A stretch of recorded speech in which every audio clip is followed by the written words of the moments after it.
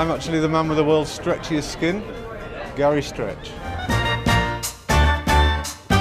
So when did you realise you had stretchy skin? Oh, from being a preschool child, 3 or 4 years old. I used to have an uncle about 10 years old, and he used to pull my skin and show his friends, and I knew by their reactions I had something strange.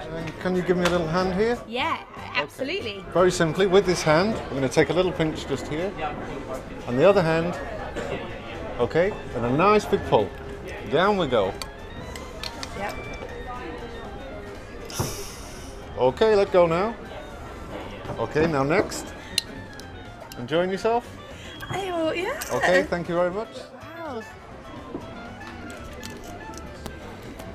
Okay, let go now. Okay. Last time. A little piece of Gotham City with the Batman.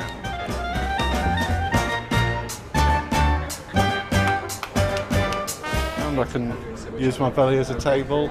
I can put 3 pints of beer on there and serve them to people. An ashtray, a bottle of wine, anything I wish, I guess, really. Shaving comes in quite handy from day to day. Yeah, I guess it does have a few advantages.